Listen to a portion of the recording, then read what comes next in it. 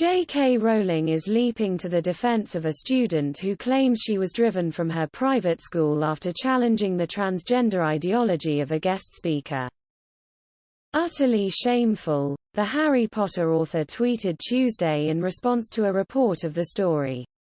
Add this to the tottering pile of evidence that people in education and academia who are supposed to have a duty of care towards the young have succumbed to an outbreak of quasi-religious fanaticism.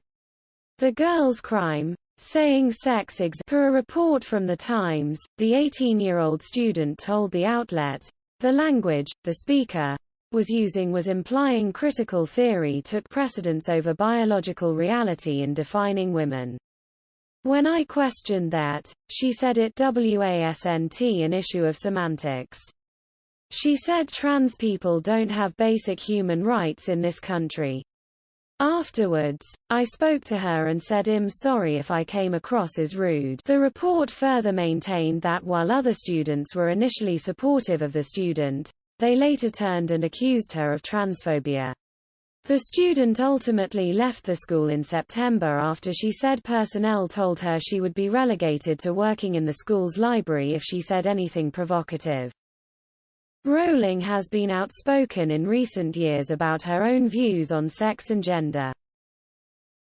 She also returned a coveted Ripple of Hope Award presented to her by the Robert F. Kennedy Human Rights Organization in December 2019 after remarks from the organization's president criticizing the author for tweets and statements the organization deemed transphobic. After the statement was released, Rowling took to her own website and wrote that Kennedy had incorrectly implied that I was transphobic and that I am responsible for harm to trans people.